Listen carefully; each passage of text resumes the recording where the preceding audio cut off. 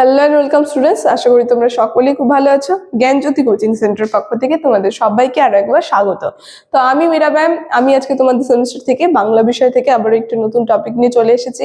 আজকে আমি যেটি নিয়ে আলোচনা করব সেটা হচ্ছে শব্দালঙ্কার এবং অর্থালঙ্কার যে রয়েছে সেটা সংজ্ঞা এবং সেটার পার্থক্য সহ কিন্তু আমি আলোচনা করব এবং তোমাদেরকে বুঝিয়ে দেব। ঠিক আছে, তো আলোচনাটি শুরু করার পূর্বে তোমাদের ছোট্ট করে একটা ইনফরমেশন দিয়ে রাখি।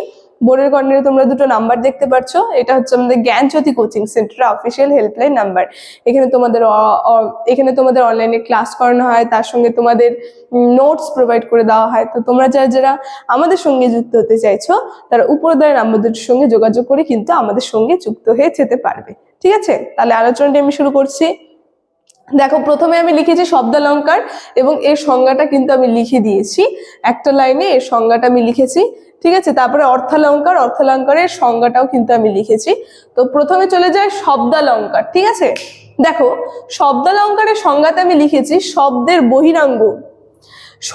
বহিরাঙ্গ ধ্বনির আশ্রয়ে যে বাক্যে যে কাব্য সৌন্দর্যের সৃষ্টি হয় তাকে শব্দালঙ্কার বলে। মানে একটা শব্দ, সেটার দেখবো বহিরাঙ্গ, ঠিক আছে, বাইরের যে ধ্বনিকে আশ্রয় করে সে কাব্যের কি হবে, একটা সৌন্দর্য তৈরি হবে। বাইরের ধ্বনিকে আশ্রয় করে যেটাতে কাব্যের সৌন্দর্য তৈরি হয় সেটাকে বলা হয় শব্দালঙ্কার। ঠিক আছে, তো শব্দালঙ্কারের সংজ্ঞা আশা করি বুঝতে পারলাম। মানে বাইরের যে ধ্বনিটা সেটাকে আশ্রয় করে একটা কাব্যের সৌন্দর্য তৈরি হবে, সেটা হচ্ছে শব্দালঙ্কার। এবার অর্থালঙ্কারে চলে আসি।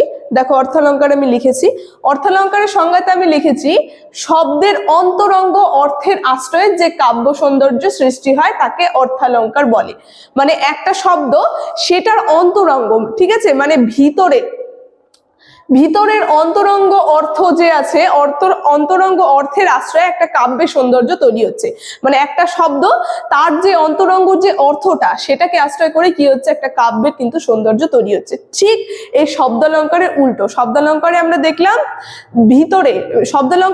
আমরা দেখলাম বাইরে, কিন্তু অর্থালঙ্কারে দেখলাম শব্দের ভিতরের যে অর্থটা, ঠিক আছে, সেটা কিন্তু ঘিরে কি হচ্ছে, যে কাব্যের সৌন্দর্য তৈরি হচ্ছে আশ্রয় করে, সেটাকে কিন্তু বলা হয় অর্থালঙ্কার। ঠিক আছে, তো দুটোই মধ্যে পার্থক্য। শব্দালঙ্কারে চলে গেলাম, খালি একটা পয়েন্ট মনে রাখবে, বহিরাঙ্গ ধ্বনির আশ্রয় কাব্যের সৌন্দর্য সৃষ্টি হচ্ছে, কিন্তু অর্থালঙ্কারে ঠিক তার উল্টো, শব্দের অন্তরঙ্গ অর্থের প্রকাশে কি হচ্ছে, কাব্যের যে হলো সৌন্দর্য সেটা কিন্তু তৈরি হচ্ছে, সেটা হচ্ছে অর্থালঙ্কার। অর্থ বলতে অর্থ, অন্তরঙ্গের অর্থ, এইভাবে মনে রাখবে। ঠিক আছে, তো শব্দালঙ্কার অর্থালঙ্কারের সংজ্ঞাটা আমি বলে দিলাম। এখন এর পার্থক্য নিয়ে আমি আলোচনায় চলে আসি।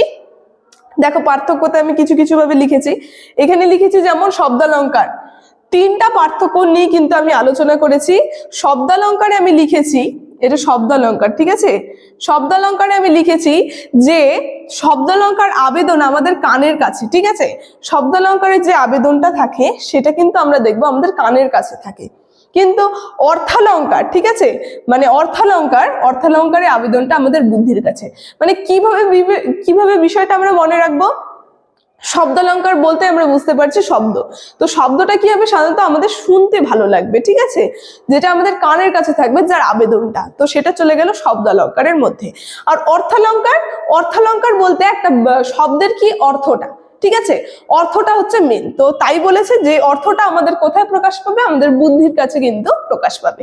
এটা চলে গেল প্রথম পার্থক্যতে। দ্বিতীয় পার্থক্যতে আমি লিখেছি যে শব্দালঙ্কারে বাক্যের সঙ্গীত ধর্মের প্রকাশ। ঠিক আছে, শব্দালঙ্কারে আমরা দেখব বাক্যের কি হবে, সঙ্গীত ধর্মটা যে আছে, মানে শুনতে যে ভালো লাগে, যে সঙ্গীত ধর্ম, সেটাকে কিন্তু প্রকাশ পায়। কিন্তু অর্থালঙ্কারের মধ্যে আমরা দেখব চিত্র ধর্মের প্রকাশ পায়। ঠিক আছে, অর্থালঙ্কারের মধ্যে আমরা দেখলাম চিত্র ধর্মের প্রকাশ পাবে। তারপরে তৃতীয় নম্বর পার্থক্যতে আমি লিখেছি শব্দালঙ্কার শব্দের পরিবর্তন সহ্য করতে পারে না। শব্দালঙ্কারে আমরা দেখব শব্দালঙ্কার কিন্তু কোনো শব্দের যদি পরিবর্তন হয় সেটা সহ্য করতে পারবে না, কারণ শব্দটাই হচ্ছে মেন। ঠিক আছে, শব্দর যে বাইরের ধ্বনিটা সেটাই কিন্তু মেন। কিন্তু অর্থালঙ্কারে আমরা দেখব শব্দ পরিবর্তন কোনো ক্ষতি হয় না। ঠিক আছে, অর্থালঙ্কারে কেন শব্দ পরিবর্তনে ক্ষতি হয় না, মানে তার মূল বিষয়টা হচ্ছে অর্থটা হচ্ছে অর্থালঙ্কারের মধ্যে মেন, সেই কারণে যদি শব্দ পরিবর্তন করি, অর্থটা যদি একই থাকে তাও কিন্তু তাতে কোনো ক্ষতি হয় না। ঠিক আছে, তো এইটাই ছিল আজকে শব্দালঙ্কার, অর্থালঙ্কারের সংজ্ঞা এবং পার্থক্য নিয়ে আমার আলোচনাটি আমি এখানেই শেষ করছি। ভিডিওটি ভালো লাগলে অবশ্যই like, comment, share and subscribe করে দেবে। Thank you.